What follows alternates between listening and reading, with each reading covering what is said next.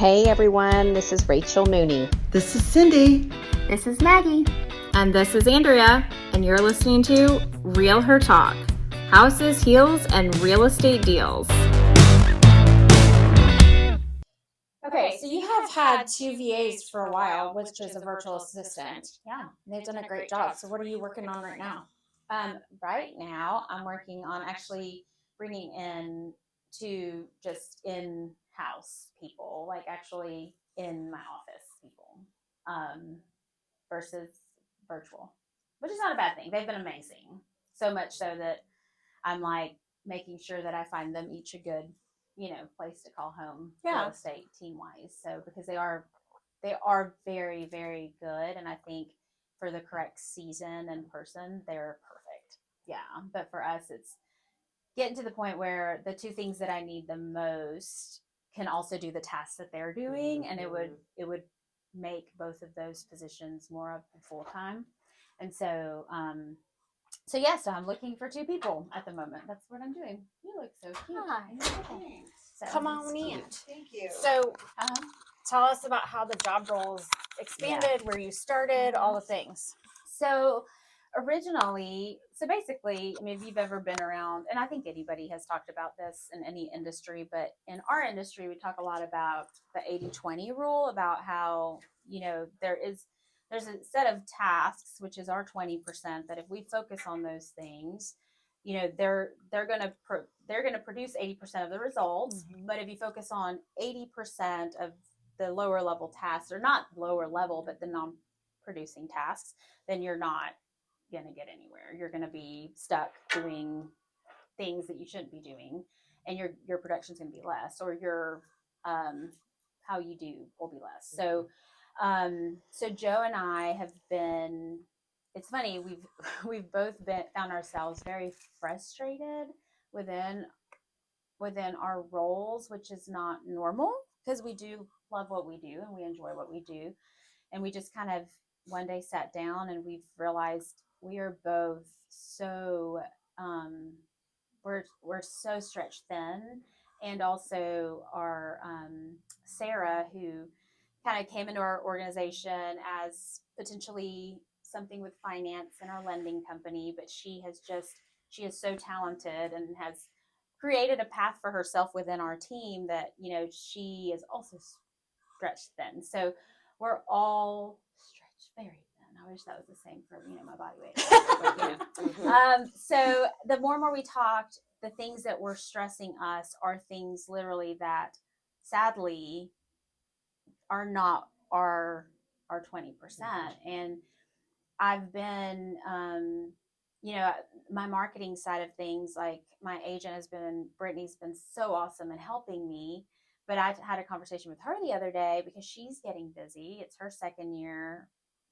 She's been with us 2 years, so she's working on that third year, and she's seeing all of her activities that she's been working on paying off.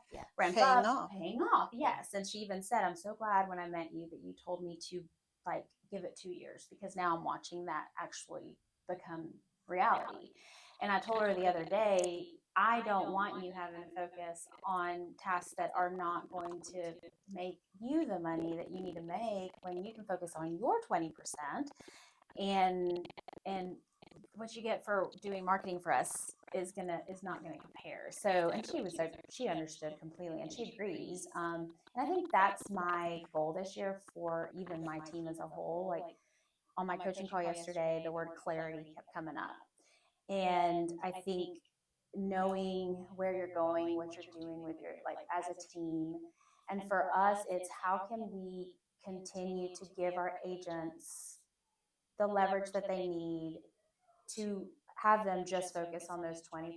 And on the marketing side too, marketing is different now. Like, you guys see it, Instagram, TikTok, YouTube, all of these things. And I'm like, if it is so crucial right now, why don't I have someone dedicated for that role? So the more we talked, a lot of my things that I was working on and focusing on was, helping Brittany a little bit on that, and extra other things. And so we thought, wait a minute, it sounds like originally the executive assistant was going to be more of a kind of entry-level position where stock the office, get some coffee, help us with some email management, calendar management. But the more and more we discussed what was stressing us, the more and more we realized this person needs to be a little higher. Not that they're not higher level if they come in entry level, but maybe like something with a background in finance, because a lot of Joe's stress is from our investment side, where now we have a trailer park that we own, and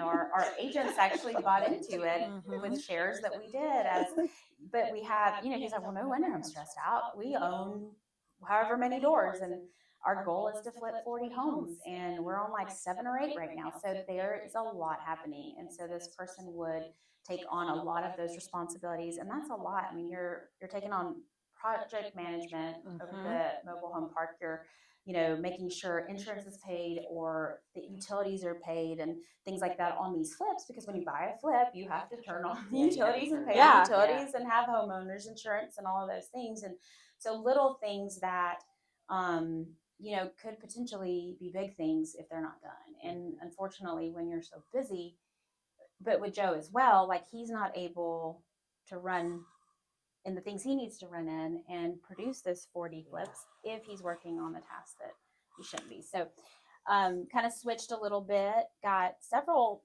applicants that were great, but one that really stood out and had potentially the skills. So we're interviewing her on Thursday. And so it's funny because her disc is very similar to Sarah's, and Sarah's very system oriented. So one of the things my coach has always said, when you have a missing person in your organization, you need to know who you need. Like, number one, what are the values? What kind of character? Like, what are the things that are not necessarily taught that you want them to have? And then from there, skills can be taught. So having some background in finance helps. Having, some background in real estate helps. And so this person actually has a finance and real estate degree, so I'm excited about that. That's amazing. It's like almost perfect. I was like, I didn't even know. That's what you need. Yes. Yeah. I have a degree in nothing, so when people whip out degrees like that, I'm like, I didn't even know that was a degree. Yeah. So we'll see. I mean, Sarah went ahead and virtually interviewed her and did a prep interview and loved her, and so then we'll interview her in person on Thursday. Did you KPA her? So I disked her, which sounds funny, but not KPA yet. I was going to. Yeah, do that. Because I gotta share. Keep going. The cool thing too is don't look at my rear end camera. The cool thing too is that she is someone in our community, and I've actually known her since she was little. Like her brother and my son were really good friends growing up, and so it's funny when her application came through, because I was like, I would have never thought to recruit somebody like that, or I didn't know what she was doing. Like it was so cool. But yeah, so that's there. And then the marketing one we just put on Indeed. I really felt like for the marketing one, I had to go outside of my sphere of influence, just because the more and more I thought about it, I think my problem with hiring someone for this role has been that I think, oh, that's not a lot of work. Oh, it doesn't take 40 hours to do that. I think because I enjoy social media and I have my own page that I work on and I edit.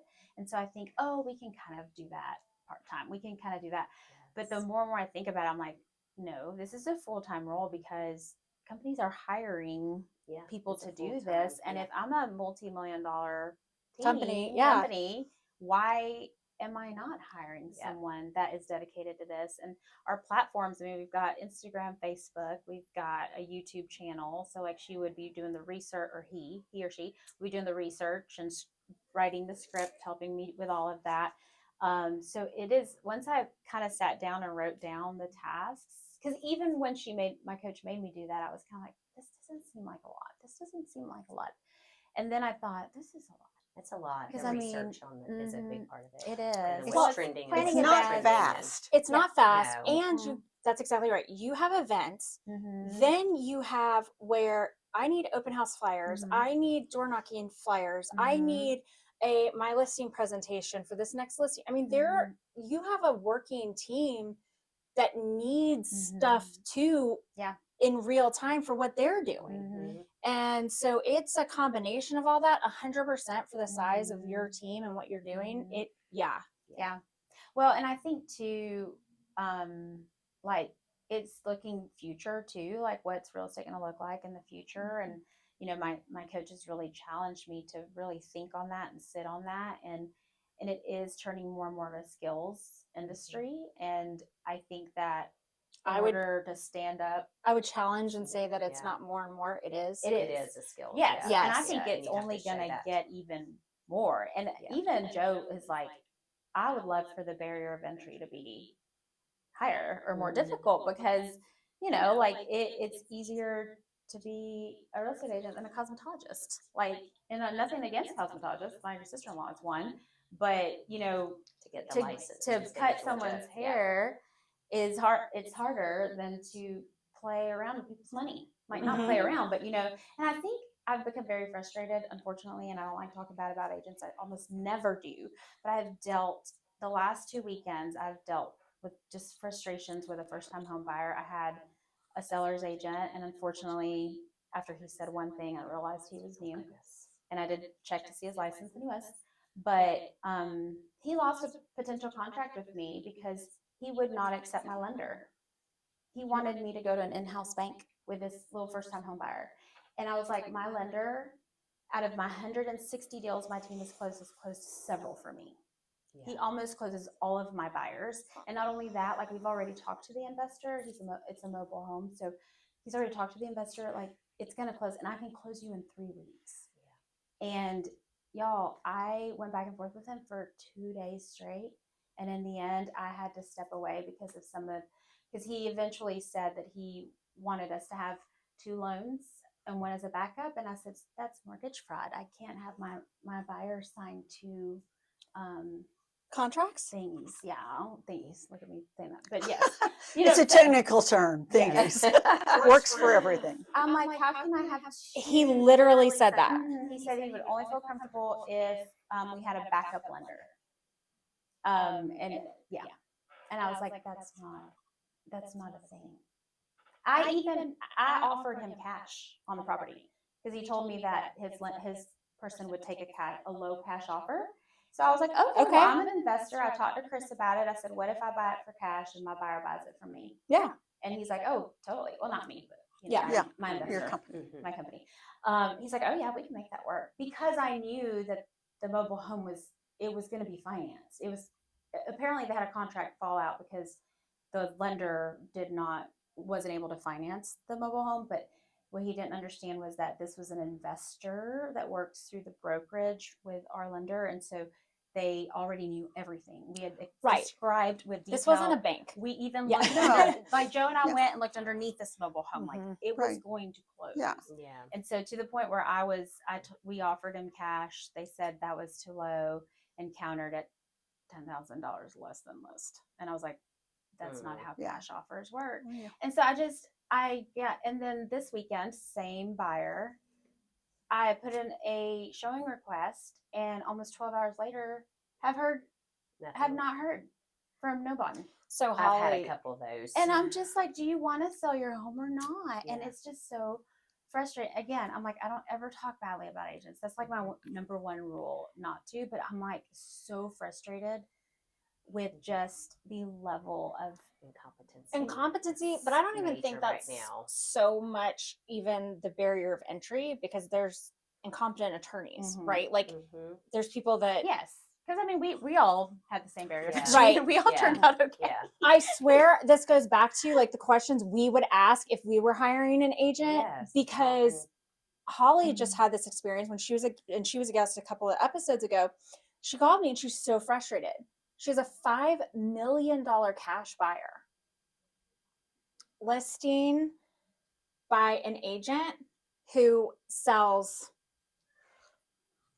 like cheapest, quote unquote, cheapest house that he has listed is like 1.2 million. Okay. And he's literally like, cannot be bothered.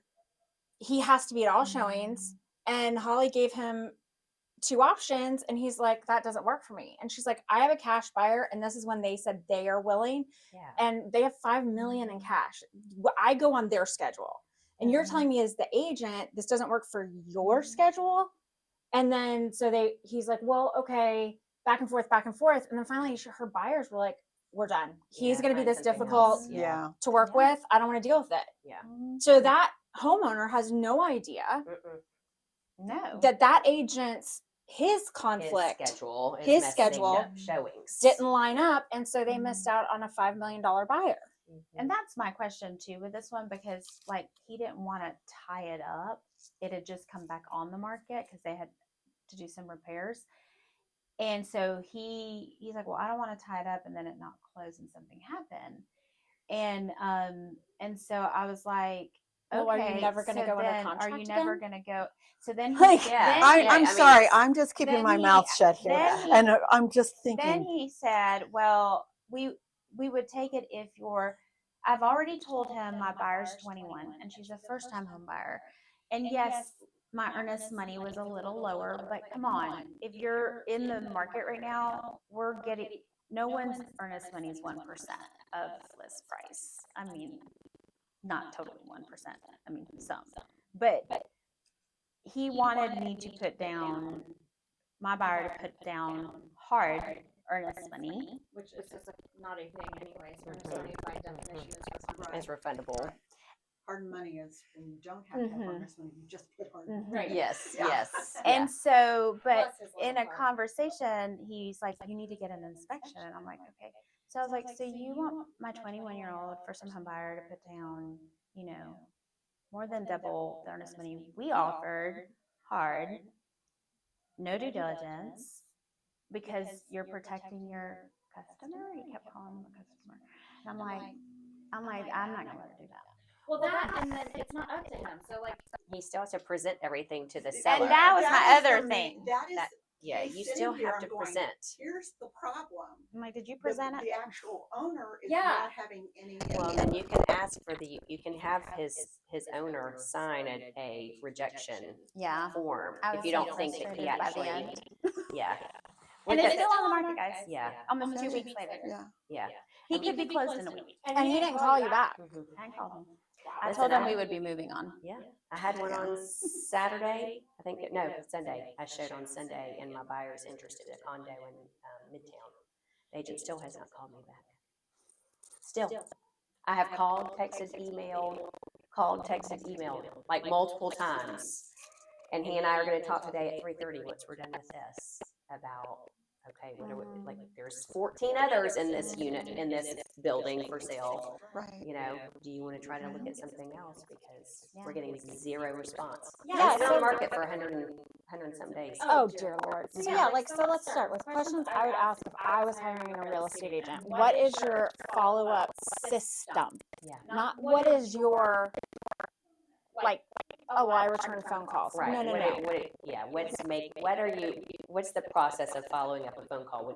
If you're in an appointment, do you have somebody that's answering and receiving those calls for you? Are you within the hour? What happens when you go out of town?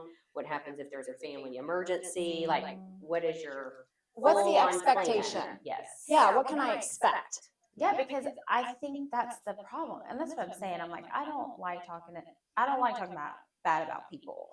And I don't like discouraging new agents either. But this is why, like, you need to align yourself with an office or with a team or with somewhere that's going to help you. Like, I have an agent who's brand new on my team, and she's like, no, I would never do this by myself. She's like, I don't know what I'm doing. Yeah. Like, she knows that. She's And smart. so she's like, I need to learn, and and also the leverage and things like that. But it's just very frustrating. But a friend of mine told me, she's a lender, and she said that an agent she knows, that she didn't get hired by a buyer because she was solo. Because she's like, I'm an out of town buyer. What happens if you're out of town or you're not available to show me houses? That's a good question. And I'm like, That's a I'd very never good thought question. about that Yeah, either. that's very vital.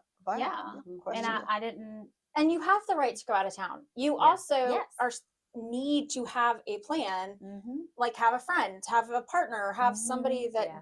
takes care of that stuff for There's you. a team of people. And so she could have had that plan. Because you Mhm. could be solo. I'm not saying anything about that. No, but but have a plan. Right. Like, what is Have a your backup. plan for that?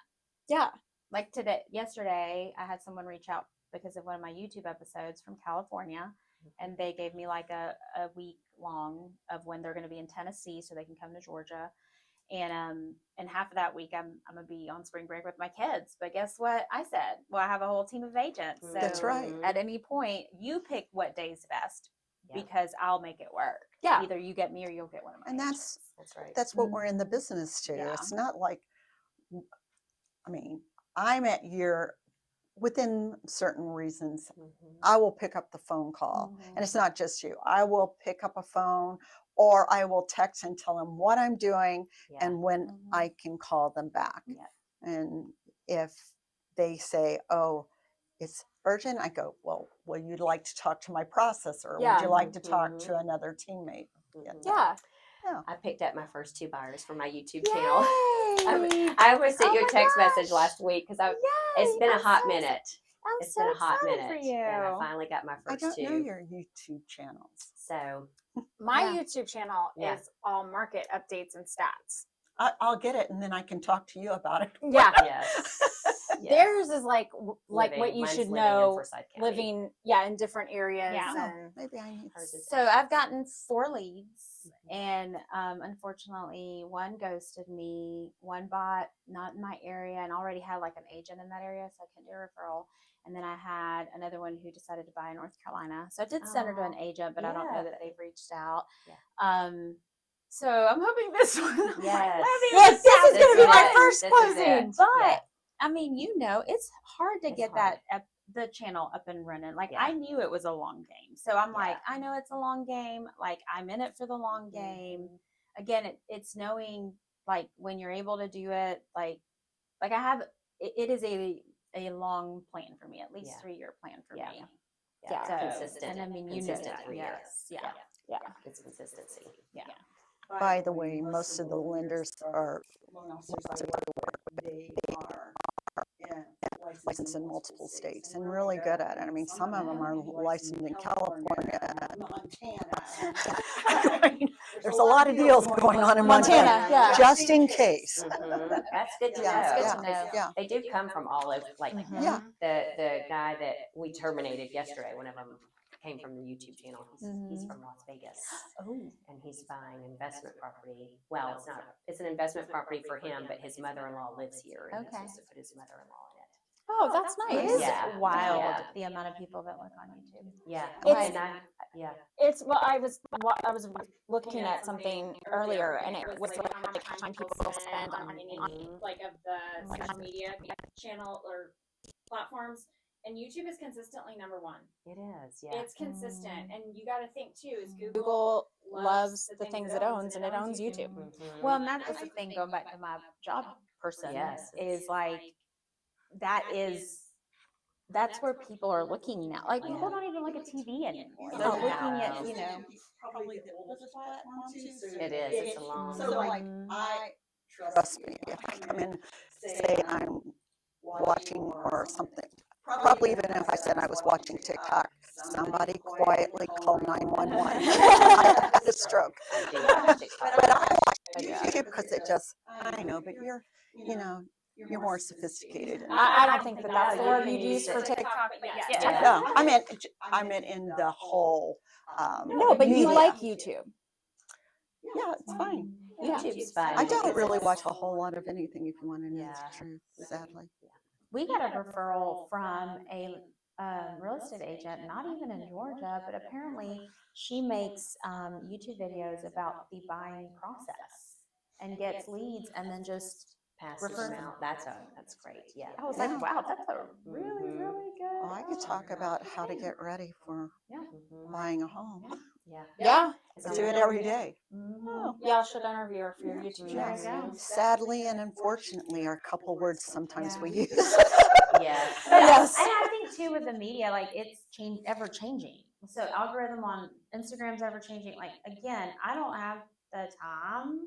It's just so different. Even when we, a couple years ago being on that. So Mhm. again, it's like what are the 80% things that I need to leverage off? That those are going to become money making Right. 20% for some. And I think that's what I started to realize is like my 80 these tasks that I'm doing could potentially be huge. Yeah. And be a 20%, but I don't have the time Yeah, or give it the to Well, somebody it's else. never Somebody going else. to be your 20% though. Yeah. No. Give it to somebody No, else and it'll be yeah. theirs. Like Yeah, my and- 20% is like numbers and Mhm. coaching my agents one. I know that those are the things that that get us to where we need to get to, and I can't slip up on that. Yeah. So no matter like, and somebody else will skip to work to do those jobs. Yeah. Like literally skip to work. Yeah. So I wrote this down from Gary, that on his vision speech that 90% of people used an agent last year to represent them. And that is near an all-time industry high. Talk about the flip of what the media is saying. Have y'all seen the for sale by owner guy on Instagram? Joe's been nothing but listening to him, and I'm like, why are you? So he is a guy. I was going to say I'd be pissed. It's similar to the TikTok guy, I think, because he's a for sale by owner who his mission in life is to make you realize that real estate agents are a waste of time. And so he is like basically showing his journey of selling his home by owner. My thought is he's going to come up with some kind of course or thing to sell to the masses. Oh, of course. Oh, yeah. And make Yeah. money himself. Yeah.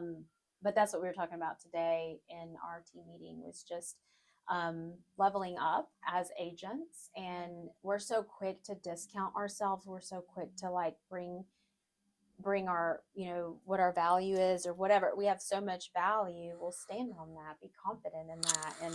And so helping them, we've done a lot of script and role play. Almost every single week we're ending team meeting with script and role play. Well, and that goes back to what Gary said. He said that it being an all-time conversations. high of people using agents is the fact that of our skill sets, right? Like Absolutely. that's a testament to, Yeah. you need us. I'm not Yeah. going to court if I'm being sued Right. without an attorney. Right.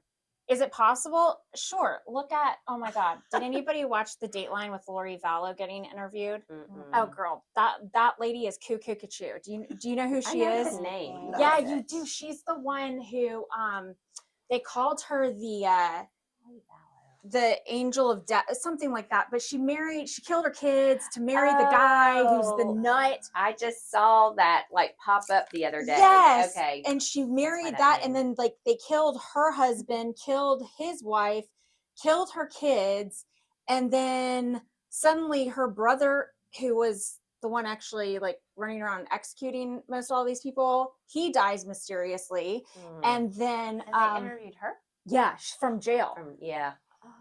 Yeah, and I she think said, she's a little watch more this. than cuckoo Kachu. oh yeah, Yeah. that's fair. Kind of crazy. So for she's sure. sitting there talking about how, Jesus loves everybody, but she's his favorite, and that he visits her in jail all the time. Oh, And that my. Tammy, the one they murdered, his wife, that her and Tammy are really good friends. all this stuff. She comes to visit her too. And while Uh-huh. she's in Oh, jail? absolutely. And her kids too, the ones she murdered. Yep. Mhm. But no, the best part is she's representing herself as an attorney, like in her in her. Oh, my. So she's already been convicted of murdering her children, and now she's on trial, about to go on trial for killing her. It was her current husband. It was her husband. She said that he had been possessed by a demon and was dark, and so they had to kill him. Mind you, within 48 hours, she calls to get his life insurance and finds out he had transferred the beneficiary. It was no longer her. Good for him. Right? He knew. He had something. He knew. Oh, something, yeah. Yeah. So I'm like, yeah. So if you want to be grouped with Lori Vallow Mhm. and represent yourself, Yeah. like that's not reasonable. You don't think of those people and like, oh, they're smart. They protected themselves. They did everything. You're like, oh, they're not right. They're going to battle in a court system with contracts and everything else and laws they don't know and don't understand. It's the same thing in real estate. Yep. It's the same thing in real estate. But I feel like we have watered it down because of people that are willing to, you've got your little listing companies that'll list for 1%. Like I feel like that, and we're seeing that a lot too in competition with other people, with people who are willing to do Right. But discount they themselves. also don't know everything. And it's Leave funny. So much money on the table. Yes. Exactly. And I'm They're like, I don't not want staying somebody educated. Right. Mhm. No, and that's another question I would ask. Going back to what would I ask? What is the most recent education you took that wasn't a required CE class? Mhm. Like that would be something I would ask, because a required CE class, people can click through those online and get through that and not even read it. So like, I'm queen of that. yeah. It's true. Yeah. Get it done. Get it It's done. required. Yeah. But that doesn't mean it was so funny. I was talking with somebody, different brokerage yesterday, and she's like, telling me how she wants to set up this referral agreement with another agent, another broker. So I was like, oh, you can't do that. She's like, well, why not? They'll list it and then I'll just show it and hold the open houses and stuff. And I was like, well, with the laws the way they are, you can't, that won't work. And she's like, well, they said it would. And he's a very experienced agent and like a rule follower. And I was like, Evidently not. right. I was like, I know, because I'm the supreme rule follower. yeah. And I'm like, I just don't know what to tell you other than that Liar, person, like just hasn't stayed up to date enough. Yeah. Oh, that's very, so you struggle not to say what you really want to say, and you put it in a way that it's more professional. Yes, because what I really You're want to still say, young. At No. 70, when people say I've been a broker for 20 years, that's my favorite line. I'm like, that when anybody starts with that, I'm like, that's usually the problem. yeah, You're about to be a problem. yeah. Because I've been a broker 20 years now. This is my 20th year as a broker, and I've been licensed for 23. So I'm like, and you would never hear me start any conversation No. with that. That's a ridiculous conversation. Yeah. I mean, Do you have your broker's license? Yep, I got it when I was pregnant with Lola. So Mm. 20, Is 21 it like years. getting a master's? You But- get your real estate license I Yeah. and feel you like go and that's get like the your. new thing right now. There's a lot of, Well, I mean, that's especially newer agents. I getting it. wouldn't, because wouldn't they either. just rolled out now you need 18 hours of broker specific training to get your renewal. And I'm going, I might let mine go, because like what difference does it make? It doesn't do anything. it's no difference. Hmm. There's no difference. It was additional training. You know what I mean? But Mhm. I mean, I'll come to you even still with questions. Oh yeah. You know, because I'm like, I know this has changed, or there's something different, that would have been 20 years ago, would have been totally acceptable, different. or some. I mean, the industry just changes so much. So I mean, hell, our every 6 contracts months. change. Yeah, how many times do our Every contracts 6 change a year? months. So something's always I changing. don't want that responsibility. I'll call. No. No, want- and you I'm wanna- always like, You want a I'll call name. so and Yeah. so. Y'all Yeah. know That's who he another is. part of your 20%, Yeah, 80%. pass that yeah. on. I to will not somebody mention his else. name because I'm sure he does No. not want it mentioned. no. But then I'll be like, if Rachel calls me or you guys call me and we're like, I'm like, okay, No, this is you'll what say, I think. call blah blah. That blah. And- call, yeah.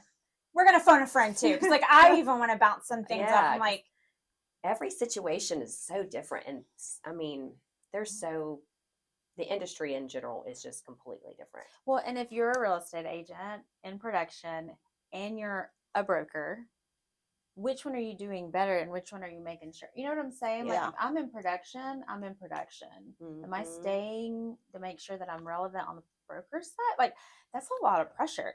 So I'm like, let me just phone a friend yeah, and Right. ask Mhm. the question. Exactly. Then you get the right answer. Mhm. You know it's right instead of guessing. Quicker, Yeah. more accurate. Yes. You get to move on. and I'm always like, if I could teach people, call us before you do the thing, Yes. because y'all are all good about that. Like you'll Mhm. call me and be like, this is what I'm thinking, and this is what I'm about to do, Yeah. and I'm like, let's talk through that. And 90% of the time it's fine, but like the 10% you're like, maybe we need to take a right hand turn here. I'm like, yeah, just teaching everybody to call first, Yeah. not after. Yeah. I mean, that's in so many industries. If people would just call me about a loan before they do something Yeah. about it. Yeah. Yeah. Yeah. Or decide they needed to save money, so they stopped paying this, so they'd have enough money. Yeah. That's real. It's the stuff I'm saying. Or somebody told them that wouldn't be on their credit report, So going back to that 90% real quick, why do you think it's 90%?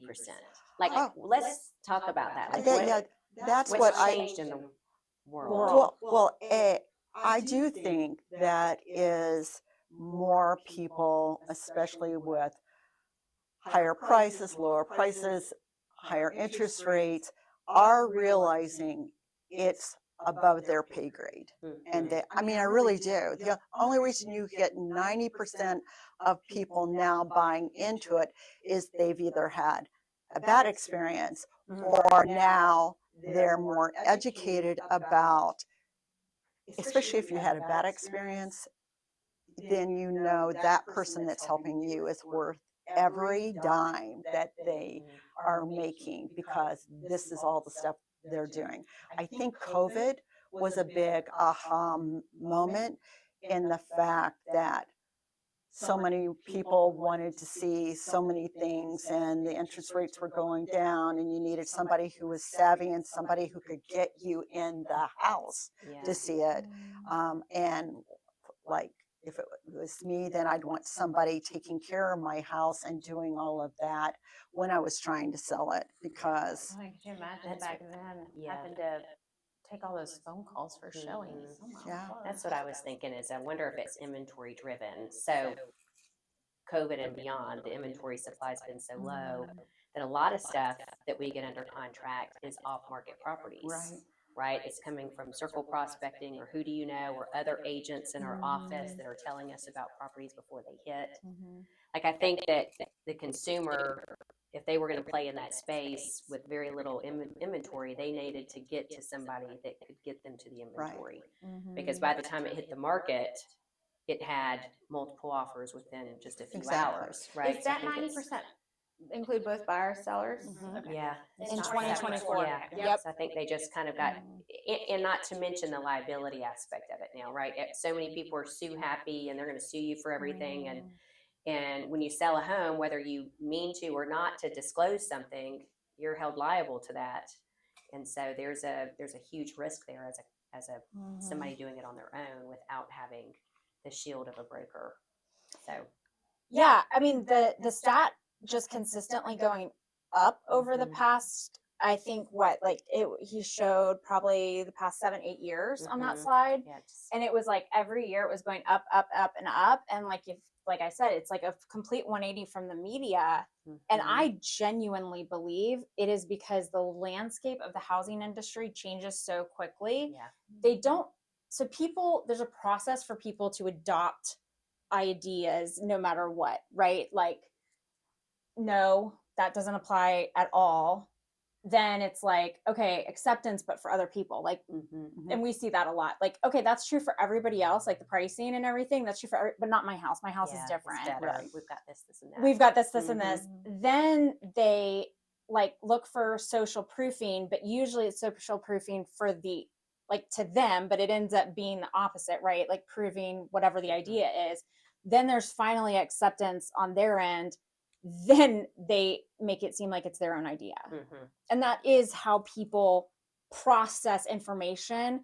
That is a change. Yeah. And so we're helping people walk through a path that they don't necessarily embrace right off the bat. And if they try things, they try the market, they try to buy without an agent, whatever, the outcome is so not good especially now. Like if you're on the sell side, you overpriced by $5,000 with an agent, I don't care. You're going to sit there. Yeah. It's minimal money right now. It is minimal money. You price aggressively, multiple offers above ask. And it is this weird magical divide. And as an agent, if you're not hyper focused in the market, you have no clue what that magical divide is. I was talking to an agent yesterday and she was saying that she had a buyer and she was putting in an offer, and the agent, there was 3 homes for sale. And they listed one, like let's say that this agent had 625, this one had 640, and this one had 675. The 675, these were townhouses. The 675 was not an end unit, 2-bedroom, 3-story. The other 2 that were lower priced were 3-bedroom, and one was an end unit. Anyways, so they're going to put an offer and looking, and she's like, well, so she calls the agent and she's like, how did you come up with 675? She's like, oh, well, I pulled the comps and one like this. It was an end unit, but it was like this, sold for 675 6 months ago. Oh, yeah, geez, that's not even now, relevant. Unfortunately. Yeah. Market's changing month by month. Like week by week. Yeah. Yeah. I mean, it's like, that is so irrelevant to even utter that to another agent. And then our agent is like, what am I supposed to say to that? I was like, nothing. You just explain to your buyer that these people are very disconnected based on who they're listening to. And it's going to be a long road to get them where you need to go. And so if you want to go down that negotiation path, please do not be married to the outcome. Right. But Mhm. and be patient. Yeah. Yeah.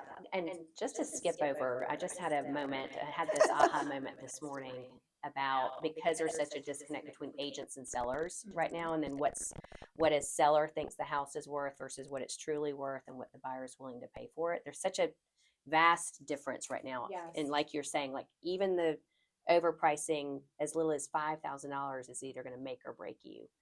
And one conversation I started having with sellers, because we've talked about this, buyers or they're triers or sellers, what is that bottom line number that you're willing to take where this is no longer worth you going through the process, right?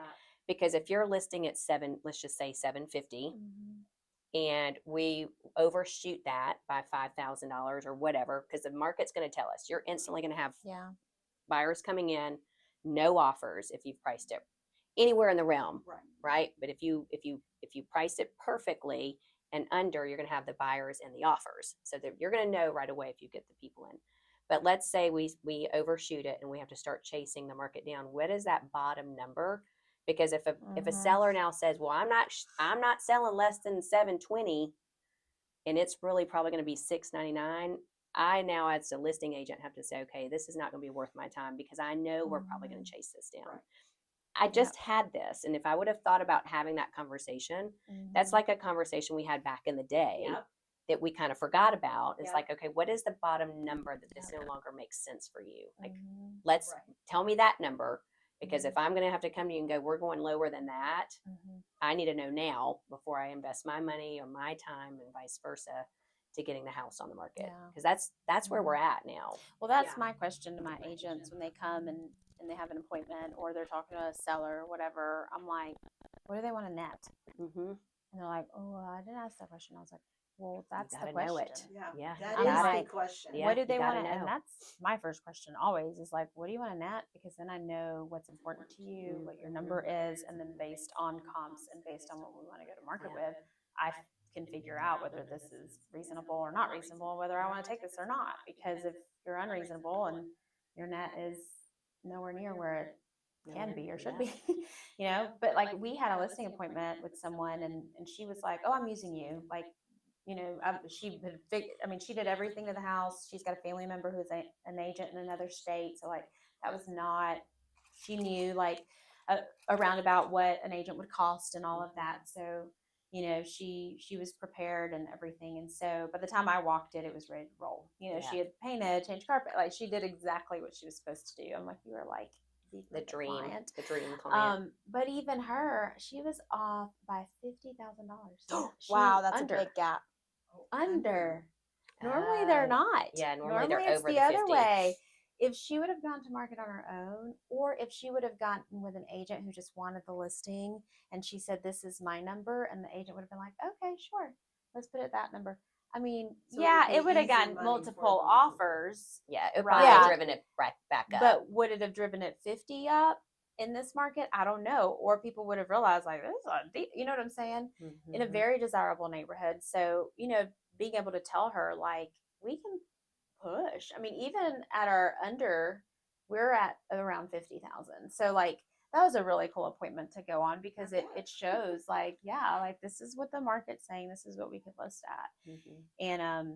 And so we shall see. It's going to market here soon. So we'll see. That'll be interesting to find out if this conversation, if it played out exactly the way you think it will. And I'm sure they will. Well, my thing with buyers professional. too, because like I had an agent having a difficult conversation with a potential buyer of like, why would I need an agent? I'm finding all the houses on my own. And I think for me, one of the questions is, are you educated on the market and what houses are selling for now? Because I forgot if it was you or Gary. I think it was Gary in that same, maybe in that one, or it might have been another breakout that one of my agents went to at family reunion. But they talked about how like 30%, is it 30%? Is a percentage of homes that are seeing price reductions. 31%. Yeah. So my thing is, okay, well, you go to a house you think is a good deal. What if like you're overpaying for that particular house? Because most people going to market right now are overpricing their home. So you don't have an agent to help you negotiate that. You think you're getting a deal because you're not going to pay a buyer's agent. Yeah. When like I could save you more money by hiring me. Yeah. And the buyer is emotionally tied to the outcome of that, Yes. right? Oh, Because they already yeah. want the house, so they're gonna Mhm. take it and they want it, Yep. right? That Mhm. emotion will Yep. make you do all kinds of stuff. So they're all Oh yeah. they're not gonna Even to the get point best where like, deal. oh, we won't inspect it. Oh, we yeah. want this. Yeah. Oh, we want that. You think it's like a friend, and even worse if the seller has a listing agent. Oh no, my favorite is new Because then they'll construction. know. Mm-hmm. And they're like, oh no, it's a brand new house, it's fine. Mm-mm. Mm-hmm. There's more issues with that. Oh, than there is more issues some with of our resales. Yep, Especially and they'll these all show up days. about a year Yes. and a day too late after the warranty is. Mhm. is up. Uh-huh. It does. Yes. That's right. Yeah. That's what they call it. Yes. It is. Put you together for Yeah. that. And Or it's some like, duct tape. yeah. And I mean, have you guys ever had a new home construction that didn't have code violations? And it'll pass always. county inspections. Like, Yeah. so Oh, people yeah. are like, oh, well, yeah, but it has to be inspected. Oh, please. Mhm. They all have code violations. And if it's small town network, Oh. those little boys are playing with each other in the same sandbox, and they will pass anything. I had like it's funny because like our new construction had minimal blue tape. I was like, this is actually, but then like we move in and we end up having like electrical issues, and we're like, what is happening? We find out that the way that they wired it, because it was less, it was less expensive. And so they basically created, I forget, I'm not an electrician, but they wired it in a way that it would trip up multiple things. And so constantly things were tripping. I'm like, what is the deal? So I asked in the group chat, in our text with all the moms in the neighborhood, everyone's having the same issues. So we finally get an electrician out there, and he's like, yeah, we see this a lot with newer homes because of the way that they, blah, blah, blah. And he's like, I'm just going to have to split these because I guess like the divide, and so, and he fixed it. I mean, it doesn't happen anymore, but I was like, goodness. And then a couple weeks ago, maybe it's been a little longer than that, it was right before snow, like literally it was about to be the coldest day of the year. Our garage door opener just quits working. It got stuck and wouldn't come down, wouldn't go up, and we're like, what in the world? Like, it's literally about to be in the teens tonight. And it was after hours, like it was like 5 or 6 o'clock in the afternoon, and we had to get an emergency garage guy out there who drove. I know, I know. I didn't know there was a thing. And he drove from like 2 hours, like something crazy. Yes. And so he then says, yeah, we see a lot of these with new constructions because they don't hire people to put them in, they do it themselves. And so he names the specific springs and screws and things where they put them on backwards, and had they just put them on the normal way around, this wouldn't have happened. And so he sees, yeah, we see this happen a lot. And then I was like, I think actually one of the moms in my group text the other day said that their garage door something happened. Yeah. Seth and I paid, I mean, like people are always, we're not like this, but people are like, oh my God, you just tell people what you paid. I'm like, it's public record. Literally anybody can see what anybody paid for any property. Yeah. And so Seth and I bought a townhouse from Beezer right in Johns Creek. So it was not cheap. And we paid like brand new, built it, $305,000, I think, because the lady before us had it under contract, had paid like almost $30-something thousand for upgrades, and then walked. Oh, yeah. So all that money, I know. She gets good ones. She always gets good ones. yeah. So she walked, and so we got to edit her like pics because the townhouse wasn't built yet. So great. Well, Seth kept saying to call Beezer out, and saying like, they're in our half bath. There is a piece on the wall that keeps changing color, and it's not changing color. Like it looks like some oil got splashed on it, or like a seal from the floor did. Like it's not turning and it's not wet, like, or even cold to the touch, but it was like there's something going on. He called them out there more times than I can count. And they're like, we're not cutting a hole in the wall. You're going to be liable. Like, we're not doing that because they did the reading. It was not wet. And so they're like, you guys must be like splashing paint. I'm like, yeah. You should meet me. Right. I did not splash paint. This girl never pulling out paint. No. That's not a thing. Yeah. So, anyways, finally, we're going to sell the house to move. And Seth goes, all right, I'm going to try one more time because I don't want the next family Yeah, to have to deal with to have to deal with it because they will lose the warranty because we're the original owners. So we call Beezer out again, and Seth is like, you're going to cut a hole. And they're like, we're not going to cut a hole. He's like, you're cutting a hole, and if I have to fix it afterwards, Yeah. I will. And they're like, okay. So he takes a little thing and cuts out this little tiny hole. Black mold No. everywhere. And so how our He probably doesn't work for Beezer anymore.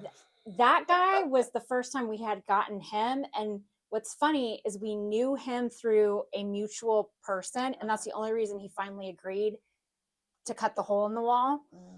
And so how it was, no, that's, hey, I'm throwing this out there. Yeah, I yeah. threw that out there. This is on them. And so we had, the way it was, the half bath, the back of it backed up to like, you came in the entryway, half bath was here, you came straight in, it was our dining area, family room. So the back of the kitchen was up against like the half bath.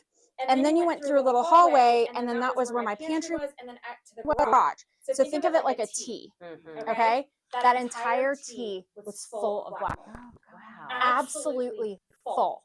And the only sign that this was happening was this little tiny patch on the wall that wall kept changing color. Which is the black hole.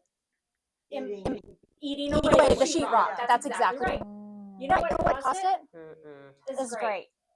Oh yeah, I think I remember you talking Yeah, about when they hung the vanity mirror, they drilled the screw through the main drain line of the house. Oh, jeez. So every time, Yeah. yeah, so it's like, how would you know that? Well, you need the same inspector inspecting from like pre-drywall, Yeah. and it has to be the same guy that comes back and is like, so that's where the main drain line was. Mhm. And even as an agent, did I have pre-drywall inspection? Yes, I did. Mhm. Did I have post-drywall? Yes, I did. It's not the same inspector. Right. It was a company, but like the guy wouldn't have known that that's where then we anyways got it all taken care of, and it had to have massive mold remediation. And these are covered it all, but then we put in our closed Facebook group like what had happened. 2 other people are like, oh my gosh, same thing. And like 3 or 4 others were like, that's what is causing this? Might want to put it Yeah. Mm-hmm. So just simple stuff like that. And I mean, I'm an agent and have been doing this and Did new construction for a million years. Yeah. And that can happen to us. Like, yeah, you're going to go not be represented and hope for the best. Good luck. Mhm. So that's the same house that I helped you with, that I had a Yes. friend that's a realtor in there too. Mm-hmm. Did that happen on her house too?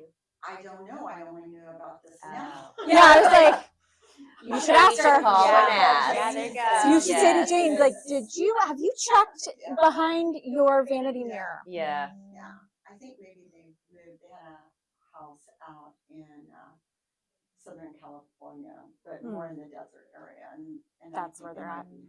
Yeah. My thing is like you're just going to trust that the person that you're Yeah. buying from completely. And I mean, I wish that we lived in a world where we could trust, but I mean, you know, like we go into situations and listing appointments where they're like, do we have to say X? And we're like, Oh. yes. You know, and That have- happens Yes. so they- often. All the time. if they were selling on their own, or hey, here, I'm listed, there you go. Yeah. I'm not going to tell you about this drip over here and this drain and this and that, This you know? is so funny because So- we bought a new construction site, I didn't mean to interrupt, but No, you're fine. we bought, and we lived there from 1990 until 2020. I think that's when we lived in our house, I think 3 or 4 years. And I am so fastidious just in the sense because I was raised the way I was. And for like 6 months before we put it on the market, I'd be fixing things and painting things. And my husband would sit there and going, what are you doing? And he goes, we don't have to do that. I'm going, oh yes, Yes, we do. Yes, Yeah. because Yeah. I don't want somebody to say, well, I just couldn't sell it to somebody if it wasn't. Now, I was changing paint colors, and I probably didn't have to do that, but I did. But you did it anyway. anyway. Yeah. Well, and so much as like we've bought personally to for sale by owners, they're the best deals we ever bought. Oh, Yeah. always. Yeah. Because like literally, I mean, yeah. And Always. so it was like one of them, they got a, pre-market appraisal, which that's another topic for another day. And we're like, okay, we'll pay you that. Yeah, all day, every day. And then like immediately after, I mean, so it was worth a lot more than that. And it just goes to show like you could be on both sides. You can either be way overpriced on your head and just sit, or you could be giving one of your greatest assets away. Because I promise you, most people for sale by owners, unless they're an investor, it's probably the only home they own. Yeah. Right. Yeah. Yeah.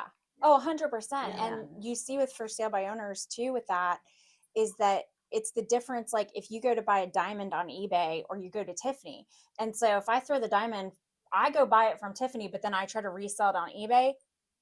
Which do you think could be the same diamond? What are you paying more for? The name. Yeah. Yeah, I'm paying more to go into the store because there's a professional sales associate. I know for sure what I'm getting. They have it certified. You're paying for all They're of that. experts. They're experts. Yeah. It's a whole other level. And I'm like, and I don't care how trusted, quote unquote, eBay is. Like, I'm not going to buy a diamond ring Or a Rolex. or a Rolex. Rolex quotes or anything else, right? Like, Yeah. and just trust it and hope for the best. Mm-mm.